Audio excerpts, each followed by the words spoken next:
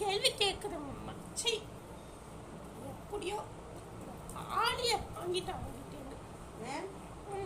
பாடா நீங்க சொன்னபடி டைமண்ட் எல்லாம் பதிச்சு அழகா செஞ்சாச்சு மேடம். கொடுங்க.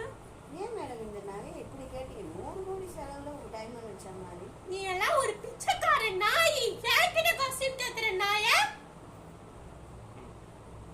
சூப்பர். பிசாசு மாதிரி எல்லாரும் நல்ல பொண்ணுன்னு நினைச்சுதான் கல்யாணம். சூப்பரா இருக்கு இந்த ட்ரெஸ். இப்ப என்னடா வேலை செய்யறவங்கள மதிக்க மாட்டா, புருஷனை மதிக்க மாட்டா, யாரையுமே மதிக்க மாட்டா. இப்ப அந்த அம்மா வீட்டுல எல்லாத்தையும் வச்சு நான் 100 பவுன் நகை வேலை ஏதாவது பிடிச்சி போட்டா என்ன?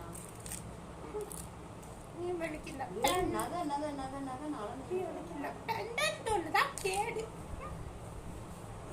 எனக்கு வாங்க வாங்க வாங்க. எல்லாம் செஞ்சு முடிச்சியானா? ஆபீஸ் ஒர்க் எல்லாம் கரெக்டா முடிஞ்சு காலையில குங்குமம் வேற புருஷ பத்தினிங்க நானு. ஐயோ பதிபக்தின்றது நல்லாவே தெரியும். ஒன்ன மாதிரி ஒரு பக்தியான மனைவி கிடைக்கணும்ல. சரி வாங்க நம்ம கோயிலுக்கு போயிட்டு அக்ஷதை பண்ணிட்டு வரலாம். கோயிலுக்கு அத்தையும் மாமாவும் செத்து போயிருக்காங்கல்ல. ஆமா அதுக்காக போயிட்டு வரணும். போட்டு தள்ளிட்டு வேற அத்தையும் யாருங்க போட்டு தரா?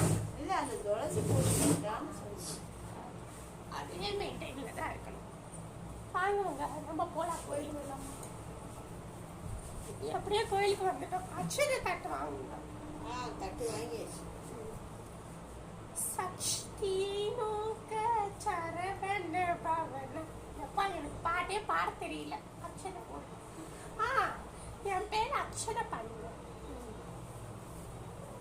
மேஷ ராசி, துளசி நட்சத்திரம் இதுக்கு பண்ணிடுங்க.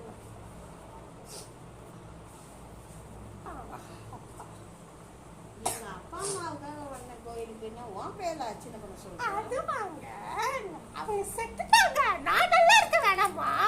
அப்ப நான் நல்லா இருக்க கூடாதுன்னு தான் நீங்க இப்படி பண்ணீங்களா? ஐயோ ஐயோ ஐயோ ஐயோ ஐயோ.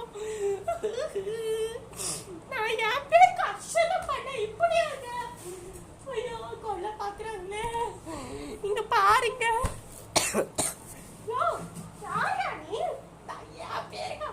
ஒரு வார்த்தை தானே கேட்டேன், அதுக்கே இந்த ஆக்டிங். போயா ஃபர்ஸ்ட். எங்க அப்பா அம்மாவுக்காக கோயிலுக்கு வரேன், நீ உன் பேர்ல அர்ச்சனை. அடுத்த எபிசோட் வர காத்து.